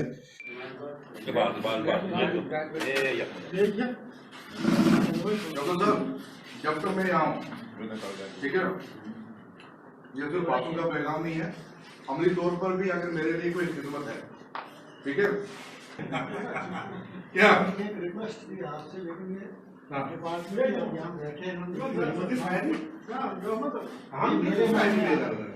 जी राज साहब, सारे दर्शकों ने वीडियो देख चुके ने, सो हुण मैं चाहांगी कि तुसी सारे दर्शकों जोड़ी उन्हां दी ईमेल्स ने ओ डिस्कस कर दो। ਦੇਖੋ, ਮੈਂ ਇਸ 'ਚ ਸਵਾਲ ਜਵਾਬ ਜਾਣ ਤੋਂ ਪਹਿਲਾਂ ਕੁਦਰਤੀ ਸ਼ਾਇਦ ਬਾਬਾ ਬੁੱਲੇ ਸ਼ਾਹ ਹੋਰਾਂ ਦੀਆਂ ਲਾਈਨਾਂ ਨੇ ਜਿਹੜੀਆਂ ਮੇਰੀ ਨਜ਼ਰ 'ਚੋਂ ਗੁਜ਼ਰੀਆਂ, ਔਰ ਮੈਂ ਦੇਖ ਰਿਹਾ ਵੀ ਇੱਕ ਪਾਸੇ ਹੋਰਡਿੰਗ, ਲੁੱਟ ਖਸੁੱਟ ਔਰ ਦਿੱਲੀ ਤਖਤ ਦੇ ਉੱਤੇ ਬੈਠੇ ਹਿੰਦੂ ਤਵੀ ਕਿਹੋ ਜਿਹਾ ਵਰਤਾਰਾ ਕਰ ਰਹੇ ਨੇ, ਗਰੀਬ ਆਵਾਮ, ਮਜ਼ਦੂਰ ਕਿਵੇਂ ਸੜਕਾਂ ਦੇ ਉੱਤੇ ਲੱਖਾਂ 'ਚ ਨਹੀਂ ਕਰੋੜਾਂ ਦੇ ਵਿੱਚ ਕਈ 100 ਮੀਲ ਪੈਦਲ ਤੁਰਦੇ ਆ, ਭੁੱਖੇ ਭਾਣੇ ਆਪਣਾ ਉਹ ਸਾਰਾ ਸਫ਼ਰ ਤੈਅ ਕਰ ਰਹੇ ਨੇ, ਮਰ ਰਹੇ ਨੇ, ਕੋਈ ਟੱਕਰਾਂ ਗੱਡੀ ਦੀਆਂ ਵੱਜਦੀਆਂ, ਕੋਈ ਹੋਰ ਹੈ। ਤੇ ਇਹ ਜਿਹੜੀ ਲਾਈਨ ਦੱਸਦੀ ਹੈ ਕਿ ਭਾਈ ਇਹ ਗਰੀਡ ਇਨਸਾਨ ਦੀ ਔਰ ਇਨਸਾਨ ਵਿਚਲੀ ਇਹ ਜਿਹੜੀ ਅਨਾਨ ਹੈ ਉਸ ਦੀ ਇਕਤਦਾਰ ਦੇ ਉੱਤੇ, ਪਾਵਰ ਦੇ ਉੱਤੇ ਕਬਜ਼ਾ ਕਰਨ ਦੀ ਭਾਵਨਾ ਹੈ, ਉਹਨੇ ਇਹ ਸਾਰਾ ਮਾਹੌਲ ਪੈਦਾ ਕੀਤਾ ਹੈ। ਔਰ ਇਹ ਲਫ਼ਜ਼ ਨੇ, ਵੇਖ ਅਸਮਾਨਾਂ ਤੇ ਉੱਡਦੇ ਪੰਛੀ, ਵੇਖ ਤੇ ਸਹੀ ਕੀ ਕਰਦੇ ਨੇ, ਵੇਖ ਅਸਮਾਨਾਂ ਤੇ ਉੱਡਦੇ ਪੰਛੀ, ਵੇਖ ਤੇ ਸਹੀ ਕੀ ਕਰਦੇ ਨੇ, ਨਾ ਉਹ ਕਰਦੇ ਰਿਜ਼ਕ ਜ਼ਖੀਰਾ, ਨਾ ਉਹ ਭੁੱਖੇ ਮਰਦੇ ਨੇ, ਨਾ ਉਹ ਕਰਦੇ ਰਿਜ਼ਕ ਜ਼ਖੀਰਾ, ਨਾ ਉਹ ਭੁੱਖੇ ਮਰਦੇ ਨੇ, ਬੰਦੇ ਹੀ ਕਰਦੇ ਰਿਜ਼ਕ ਜ਼ਖੀਰਾ, ਬੰਦੇ ਹੀ ਭੁੱਖੇ ਮਰਦੇ ਨੇ। ਸੋ ਇਹ ਜ਼ਾਹਰ ਹੈ ਕਿ ਇਹ ਜਿਹੜਾ ਫੇਥ ਦੀ ਗੱਲ ਹੈ, ਔਰ ਜਿਵੇਂ ਭਾਈ ਵੀਰ ਸਿੰਘ ਇੱਕ ਅਕਸਰ ਕੋਟ ਆਪਣੀਆਂ ਲਿਖਤਾਂ 'ਚ ਕਰਦੇ ਨੇ ਕਿ ਪੱਲੇ ਕਦੇ ਨਾ ਬੰਨ੍ਹਦੇ ਪੰਛੀ ਤੇ ਦਰਵੇਸ਼, ਪੱਲੇ ਕਦੀ ਨਾ ਬੰਨ੍ਹਦੇ ਪੰਛੀ ਤੇ ਦਰਵੇਸ਼, ਜਿਨ੍ਹਾਂ ਤੱਕਿਆ ਰੱਬ ਤੇ ਤਿਨਾ ਰਿਜ਼ਕ ਹਮੇਸ਼। तो मैं समझदा भी ਜਦੋਂ ਪੰਛੀਆਂ ਦੀ ਗੱਲ ਬਾਬਾ ਬੁੱਲੇ ਸ਼ਾਹ ਨੇ ਕੀਤੀ ਕਿ ਉਹ ਵੀ ਉਸ ਰੱਬ ਦੇ ਉੱਤੇ ਯਕੀਨ ਰੱਖਦੇ ਨੇ ਕਿ ਰੱਬ ਨੇ ਸਾਡਾ ਰਿਜ਼ਕ ਰੱਖਿਆ ਹੋਇਆ, ਤੇ ਜਿਹੜੇ ਫਕੀਰ ਨੇ ਰੱਬ ਦੇ ਉੱਤੇ ਅਮੰਨਾ ਕਰਨੀ, ਫਕੀਰ ਕੋਈ ਫਟੇ ਪੁਰਾਣੇ ਕੱਪੜੇ 'ਚ ਮੰਗਣ ਵਾਲਿਆਂ ਨੂੰ ਨਹੀਂ ਕਹਿੰਦੇ, ਫਕੀਰ ਦਾ ਮਤਲਬ ਹੈ ਜੁੜਿਆ ਹੋਇਆ, ਜਿਸ ਦਾ ਫੇਥ ਹੈ ਉਸ ਨੂੰ ਪਤਾ ਹੈ ਕਿ ਭਾਈ ਰੱਬ ਰਾਜ਼ਕ ਹੈ, ਉਹ ਹਰ ਇੱਕ ਦੇ ਜਿਹੜੀਆਂ ਲੋੜਾਂ ਉਹ ਪੂਰੀਆਂ ਕਰਦਾ ਹੈ। ਔਰ ਮੈਂ ਘੜੀ ਵੱਲ ਦੇਖ ਰਿਹਾ, ਵਕਤ ਤਾਂ ਜ਼ਿਆਦਾ ਨਹੀਂ ਹੈ, ਪਰ ਜਿਹੜੇ ਨੇ 2-3 ਸਵਾਲ ਜਿਹੜੇ ਸਾਡੇ ਪਿਆਰਿਆਂ ਨੇ ਭੇਜੇ ਨੇ। ਇੱਕ ਤਾਂ ਵੀਰ ਨੇ ਪੁੱਛਿਆ ਕਿ ਤੁਸੀਂ ਨਾਗਾਲੈਂਡ ਦਾ ਜ਼ਿਕਰ ਕੀਤਾ, ਹਸਨ ਉਸਮਾਨ ਜੀ ਨੇ ਪੁੱਛਿਆ ਕਿ ਨਾਗੇ ਕਿਸ ਧਰਮ ਨੂੰ ਮੰਨਦੇ ਨੇ। ਉਸਮਾਨ ਸਾਹਿਬ ਬੇਸਿਕਲੀ ਇਹ ਨੋਮੈਡਿਕ ਟ੍ਰਾਈਬ ਨੇ, ਜਿਨ੍ਹਾਂ ਨੂੰ ਕਦੇ ਖਾਨਾ ਬਦੋਸ਼ ਵੀ ਲਫ਼ਜ਼ ਕਿਹਾ ਜਾਂਦਾ ਹੈ, ਲੇਕਿਨ ਇਹਨਾਂ ਦੀਆਂ ਆਪਣੀਆਂ ਟ੍ਰੈਡੀਸ਼ਨਸ, ਪਰੰਪਰਾਵਾਂ ਬਹੁਤ ਸਟਰੋਂਗ ਰਹੀਆਂ, ਔਰ ਬਹੁਤ ਸਾਰੇ ਜਿਵੇਂ ਜਿਹੜੇ ਨੋਮੈਡਿਕ ਟ੍ਰਾਈਬ ਸ਼ੁਰੂ ਦੇ ਵਿੱਚ ਉਹਨਾਂ ਦੀਆਂ ਆਪਣੀਆਂ ਪ੍ਰੈਕਟਿਸਿਸ, ਕੋਈ ਆਪਣੇ ਦੇਵਤੇ, ਕੋਈ ਕੁਦਰਤ ਦੇ ਨਾਲ ਜ਼ਿਆਦਾ ਹਮਾਂਗੀ, ਕੁਦਰਤ ਨਾਲ ਜੁੜੇ ਹੋਏ। ਲੇਕਿਨ ਅੰਗਰੇਜ਼ੀ ਰਾਜ ਦੇ ਵੇਲੇ ਜਿਹੜੇ ਅੰਗਰੇਜ਼ ਮਿਸ਼ਨਰੀ ਨੇ, ਇਹਨਾਂ ਦੇ ਵਿੱਚ ਕਾਫੀ ਉਹਨਾਂ ਨੇ ਕੰਮ ਕੀਤਾ, ਉਹਨਾਂ ਦੀ ਵੈਲਫੇਅਰ ਦਾ ਵੀ, ਐਜੂਕੇਸ਼ਨ ਵੀ। ਇਹ ਅੰਗਰੇਜ਼ੀ ਨੂੰ ਵੀ ਬੜੀ ਐਫੀਸ਼ੀਐਂਟਲੀ ਬੋਲਦੇ ਨੇ, ਔਰ ਇਹ ਬਹੁਤ ਇਹਨਾਂ 'ਚ ਤਬਕਾ ਇਕੱਲਾ ਸਿਵਲਾਈਜ਼ਡ ਹੀ ਨਹੀਂ ਹੋਇਆ, ਦੁਨੀਆ ਦੀ ਉਹਨਾਂ ਨੂੰ ਆਊਟਸਾਈਡ ਵਰਲਡ ਕੀ ਹੈ ਔਰ ਕਿਵੇਂ ਉਹਨਾਂ ਦੇ ਹੱਕ ਖੋਏ ਜਾ ਰਹੇ ਨੇ। ਔਰ ਇਹਨਾਂ 'ਚ ਵੱਡੀ ਗਿਣਤੀ ਜਿਹੜੀ ਨਾਗਾ ਹੈ, ਮੈਨੂੰ ਐਗਜ਼ੈਕਟ ਸਟੈਟਿਸਟੀਕਲ ਤਾਂ ਨਹੀਂ ਹੈ ਕਿਉਂਕਿ ਇਹ ਜਿਹੜੇ ਨੇ ਇਹਨਾਂ ਨੂੰ ਲਾਗਲੇ ਸੂਬਿਆਂ ਦੇ ਵਿੱਚ ਵੀ ਇਹਨਾਂ ਦੇ ਇਲਾਕੇ, ਮਨੀਪੁਰ 'ਚ ਵੀ ਹੈ, ਦੂਜੇ 'ਚ ਵੀ ਹੈ, ਪਰ ਨਾਗਾਲੈਂਡ ਈਸਾਈ ਮੈਜੋਰਿਟੀ ਸਟੇਟ ਹੈ, ਮੈਜੋਰਿਟੀ ਜਿਹੜੇ ਨੇ ਉਹ ਈਸਾਈ ਨੇ, ਔਰ ਜ਼ਿਆਦਾ ਇਹਨਾਂ ਦੇ ਵਿੱਚ ਸਾਊਦਰਨ ਬੈਪਟਿਸਟ ਨੇ ਕੰਮ ਕੀਤਾ ਹੋਇਆ, ਇਹ ਈਸਾਈ ਨੇ। ਸੋ ਇਸੇ ਤਰ੍ਹਾਂ ਸਾਡੇ ਵੀਰ ਮੁਹੰਮਦ ਆਜ਼ਮ ਸ਼ੇਖ ਜੀ ਨੇ ਇਹ ਕਿਹਾ ਕਿ ਤੁਸੀਂ ਬੇਨਜ਼ੀਰ ਭੁੱਟੋ ਦੇ ਬਾਰੇ ਜਿਵੇਂ ਜਿਸ ਸੋਰਸ ਰਾਹੀਂ ਗੱਲ ਕੀਤੀ ਉਹ ਕਾਫੀ ਨਹੀਂ ਸੀ, ਕਿ ਉਹਨਾਂ ਦਾ ਕੀ ਰੋਲ ਸੀ। ਰਾਜੀਵ ਗਾਂਧੀ ਦੇ ਨਾਲ ਅਸੀਂ ਜ਼ਿਕਰ ਕੀਤਾ ਸੀ ਕਿ ਕਿਵੇਂ ਇਹਨਾਂ ਦਾ ਸਮਝੌਤਾ ਜਿਹੜਾ ਬੇਨਜ਼ੀਰ ਭੁੱਟੋ ਨੇ ਖੁਦ ਜਿਹੜਾ ਉਹ ਦੁਨੀਆ ਤੋਂ ਅਲਵਿਦਾ ਹੋਣ ਤੋਂ ਪਹਿਲਾਂ ਇੱਕ ਇੰਟਰਵਿਊ ਦੇ ਵਿੱਚ ਕਿਹਾ ਸੀ, ਉਹਨਾਂ ਨੇ ਕਿਹਾ ਜੀ ਵੀ ਇਸ ਦੇ ਕੋਈ ਹੋਰ ਪੁਖਤਾ ਸਬੂਤ ਦਿਓ ਕਿ ਵੀ ਇਹ ਜਿਹੜੀ ਡੀਟੇਲ ਹੈ ਉਹ ਇਨਫ ਨਹੀਂ ਹੈ। ਔਰ ਜਿਹੜੀ ਪਾਕਿਸਤਾਨ ਪੀਪਲਸ ਪਾਰਟੀ ਹੈ, ਉਹਨਾਂ ਨੇ ਇਸ ਖਬਰ ਨੂੰ ਪਹਿਲਾਂ ਹੀ ਫੇਕ ਨਿਊਜ਼ ਕਿਹਾ ਸੀ, ਔਰ ਉਹਨਾਂ ਨੇ ਬੜੀ ਪੋਲਾਈਟਲੀ ਉਹਨਾਂ ਨੇ ਕਿਹਾ, ਦੇਖੋ ਮੁਹੰਮਦ ਆਜ਼ਮ ਸ਼ੇਖ ਜੀ, ਮੈਂ ਸਮਝਦਾ ਵੀ ਇਹ ਅਸੀਂ ਤਾਂ ਜੋ ਸਾਧਨ ਅਸੀਂ ਸਾਡੇ ਕੋਲ ਹੈ ਦੇਖਣ ਦਾ, ਔਰ ਜ਼ਾਹਰ ਹੈ ਕਿ ਇਹ ਜਿਹੜਾ ਬਹੁਤ ਕੁਝ ਇਸ ਕਿਸਮ ਦੇ ਸਮਝੌਤੇ ਹੁੰਦੇ ਨੇ ਉਹ ਤਾਂ ਫਾਈਲਾਂ 'ਚ ਹੁੰਦੇ ਨੇ। ਉਹਨਾਂ ਫਾਈਲਾਂ 'ਚ ਜਦੋਂ ਤੱਕ ਕੋਈ ਇਨਸਾਈਡਰ, ਔਰ ਮੈਨੂੰ ਐਗਜ਼ੈਕਟ ਤਾਂ ਨਹੀਂ ਹੈ ਯਾਦ, ਜਾਂ ਮੈਂ ਉਹ ਕਲਿੱਪ ਪਲੇ ਨਹੀਂ ਕਰ ਸਕਦਾ, ਲੇਕਿਨ ਇਹਦੇ 'ਚ ਮੈਂ ਜੇ ਬੈਨੀਫਿਟ ਆਫ ਡਾਊਟ ਦੇਣਾ ਹੋਏ, ਜਿਵੇਂ ਕਿਸੇ ਹੋਰ ਵੀਰ ਨੇ ਵੀ, ਉਹਨਾਂ ਨੇ ਜਿਹੜੇ ਉਹਨਾਂ ਦੇ ਹਮੀਦ ਗੁਲ ISI ਦੇ ਮੁਖੀ ਰਹੇ, ਉਹਨਾਂ ਨੂੰ ਕੋਟ ਕੀਤਾ ਡਿਫਰੈਂਟ ਕੰਟੈਕਸਟ ਦੇ ਵਿੱਚ। ਹਾਲਾਂ ਹਮੀਦ ਗੁਲ ਹੋਰਾਂ ਦੇ ਮੈਂ ਵੀ ਇੰਟਰਵਿਊ ਦੇਖੇ ਨੇ, ਉਹਨਾਂ ਨੇ ਇਹ ਵੀ ਮੰਨਿਆ ਸੀ ਆਪਣੇ ਇੱਕ ਇੰਟਰਵਿਊ 'ਚ ਕਿ ਇੱਕ ਸਟੇਜ ਤੇ 84 ਤੋਂ ਬਾਅਦ ਜਦੋਂ ਦਰਬਾਰ ਸਾਹਿਬ ਤੇ ਹਮਲਾ ਹੋਇਆ, ਅੰਮ੍ਰਿਤਸਰ ਗੁਰਦਾਸਪੁਰ ਤੋਂ 8000 ਦੇ ਕਰੀਬ ਸਿੱਖ ਨੌਜਵਾਨ ਜਿਹੜੇ ਨੇ ਉਹ ਉੱਥੇ ਪਹੁੰਚੇ। ਸੋ ਇਹਦੇ 'ਚ ਇੱਕ ਮੈਂ ਜ਼ਰੂਰ ਕਹਿਣਾ ਚਾਹੁੰਦਾ ਹਾਂ ਵੀ ਉਹਨਾਂ ਨੇ ਬੇਨਜ਼ੀਰ ਹੋਰਾਂ ਨੇ ਕੀਤਾ ਜਾਂ ਨਹੀਂ ਕੀਤਾ, ਇਹ ਤਾਂ ਹੁਣ ਪਤਾ ਨਹੀਂ ਹੈ, ਜਾਂ ਰੱਬ ਜਾਣਦਾ ਜਾਂ ਉਹਨਾਂ ਦੀਆਂ ਫਾਈਲਾਂ 'ਚ ਕੀ ਹੈ। ਪਰ ਇਸ ਸਿਚੁਏਸ਼ਨ ਨੂੰ ਜੇ ਬੇਨਜ਼ੀਰ ਭੁੱਟੋ ਨੇ ਇਵੇਂ ਕੀਤਾ ਵੀ ਹੋਏ, ਜਿਹੜਾ ਮੈਨੂੰ ਲੱਗਦਾ ਹੈ ਵੀ ਜਿਸ ਕਿਸਮ ਦਾ ਉਹਨਾਂ ਦਾ ਇੰਟਰਵਿਊ ਜਾਂ ਜਿਸ ਐਮਫੈਸਿਸ 'ਚ ਉਹਨਾਂ ਨੇ ਕਿਹਾ, ਉਸ ਤੋਂ ਲੱਗਦਾ ਹੈ ਉਹ ਗਿਲਾ ਕਰ ਰਹੇ ਸੀ ਕਿ ਦੇਖੋ ਅਸੀਂ ਆਪਣਾ ਬਣਦਾ ਪਾਰਟ ਕੀਤਾ ਅਦਾ, ਲੇਕਿਨ ਰਾਜੀਵ ਗਾਂਧੀ ਨੇ ਆਨਰ ਨਹੀਂ ਕੀਤਾ। ਪਰ ਇਹ ਜੇ ਬੈਨੀਫਿਟ ਆਫ ਡਾਊਟ ਦੇਣਾ ਹੋਏ ਵੀ ਜੇ ਉਹਨਾਂ ਨੇ ਕੀਤਾ ਹੋਏਗਾ ਤੇ ਜ਼ਾਹਰ ਹੈ ਕਿ ISI ਦੀ ਮਰਜ਼ੀ ਤੋਂ ਬਿਨਾਂ ਨਹੀਂ ਹੋ ਸਕਦਾ। ਸੋ ਉਹਨਾਂ ਦਾ ਉਸ ਪੀਰੀਅਡ 'ਚ ਕੀ ਰੋਲ ਹੈ, ਲੌਂਗ ਟਰਮ ਉਹਨਾਂ ਨੇ ਆਪਣਾ ਨੈਸ਼ਨਲ ਇੰਟਰਸਟ ਦੇਖਿਆ ਕਿ ਕੋਈ ਗੱਲ ਨਹੀਂ ਹੈ, ਜੇ ਸਿਆਚਨ ਵਾਲਾ ਮਸਲਾ ਇੱਕ ਵਾਰ ਹੱਲ ਹੋ ਜਾਂਦਾ ਹੈ ਤੇ ਫਿਰ ਸੈਕੰਡਰੀਲੀ ਦੇਖਾਂਗੇ ਕੀ ਕਰਨਾ। ਸੋ ਅਸੀਂ ਤਾਂ ਜਿੰਨੀ ਸਾਡੇ ਕੋਲ ਹੈ, ਔਰ ਇਹ ਜਿਹੜਾ ਅਸੀਂ ਹੋਪ ਕਰਦੇ ਹਾਂ ਕਿ ਇਵੇਂ ਨਾ ਹੋਇਆ ਹੋਏ। ਲੇਕਿਨ ਦੂਸਰਾ, ਜੇ ਤੁਸੀਂ ਸਬੂਤ ਦੀ ਗੱਲ ਪੁੱਛਦੇ ਹੋ ਤੇ ਫਿਰ ਉਸ ਪੀਰੀਅਡ ਤੋਂ ਅਗਲੇ 6 ਮਹੀਨੇ ਸਾਲ ਦੇ ਵਿੱਚ ਬਹੁਤ ਸਾਰੇ ਜਿਹੜੇ ਰਾਵੀ ਕ੍ਰਾਸ ਕਰਕੇ ਜਾਂ ਸਰਹੱਦੋਂ ਪਾਰ ਜਿਹੜੇ ਇਧਰੋਂ ਉਧਰ ਆਏ, ਉਹ ਲਗਭਗ 24 ਘੰਟੇ ਦੇ ਵਿੱਚ 48 ਘੰਟੇ ਦੇ ਵਿੱਚ ਕਈ ਆਪਣੇ ਮੁਕਾਮ ਤੇ ਪਹੁੰਚਣ ਤੋਂ ਬਾਅਦ ਫੜੇ ਵੀ ਗਏ, ਮਾਰੇ ਵੀ ਗਏ। ਸੋ ਜ਼ਾਹਰ ਹੈ ਕੁਛ ਨਾ ਕੁਛ ਐਸਾ ਸੀ, ਜਾਂ ਭਾਰਤੀ ਏਜੰਸੀਆਂ ਦੀ ਇਨਫਿਲਟ੍ਰੇਸ਼ਨ ਇਸ ਲੈਵਲ ਤੇ ਹੋ ਚੁੱਕੀ ਸੀ, ਜਾਂ ਆਲਰੇਡੀ ਇਹ ਕਿਸੇ ਬਰਾਡਰ ਦਾ ਹਿੱਸਾ ਸੀ। ਇਹਦੇ ਬਾਰੇ ਮੈਂ ਨਹੀਂ ਕਹਿਣਾ ਚਾਹੁੰਦਾ, ਹਾਲਾਂਕਿ ਮੈਂ ਇਹ ਵੀ ਨਹੀਂ ਸੀ ਕਹਿਣਾ ਚਾਹੁੰਦਾ, ਪਰ ਕਿਉਂਕਿ ਉਹਨਾਂ ਨੇ ਮੁਹੰਮਦ ਆਜ਼ਮ ਸ਼ੇਖ ਜੀ ਨੇ ਇਹ ਕਿਹਾ ਕਿ ਵੀ ਹੁਣ ਆਮਨਸ ਤੁਹਾਡੇ ਤੇ ਹੈ ਕਿ ਵੀ ਤੁਸੀਂ ਜਿਹੜਾ ਇਹਦੇ ਬਾਰੇ ਗੱਲ ਕਰੋ। ਸੋ ਦੂਸਰਾ ਪਾਰਟ ਵਿਹਾਰਕ ਇਹ ਸੀ ਕਿ ਅਗਲੇ ਕੁਝ ਮਹੀਨਿਆਂ ਦੇ ਵਿੱਚ ਸਾਡੀ ਜਿਹੜੀ ਟੌਪ ਲੀਡਰਸ਼ਿਪ ਸੀ ਉਹ ਫੜੀ ਗਈ, ਔਰ ਫਿਰ ਫੜੇ ਗਿਆ ਦਾ ਕੀ ਹਸ਼ਰ ਹੁੰਦਾ ਹੈ, ਉਹ ਬਹੁਤ ਸਾਰੇ ਉਹਨਾਂ ਨੇ ਸਰਹੱਦੋਂ ਪਾਰ ਮਾਰੇ ਗਿਆ ਦੀ ਲਿਸਟ ਦੇ ਵਿੱਚ ਹੀ ਪਾਏ। ਸੋ ਮੈਂ ਦੇਖ ਰਿਹਾ ਕਿ ਵੀ ਵਕਤ ਹੋ ਗਿਆ ਇਸ ਸੈਗਮੈਂਟ ਦਾ। ਇੱਥੇ ਲੈਣੇ ਆ ਬ੍ਰੇਕ। ਵਿਊਅਰਸ ਤੁਸੀਂ ਕਿਤੇ ਨਹੀਂ ਜਾਣਾ, ਮਿਲਦੇ हैं आफ्टर दिस शॉर्ट ब्रेक।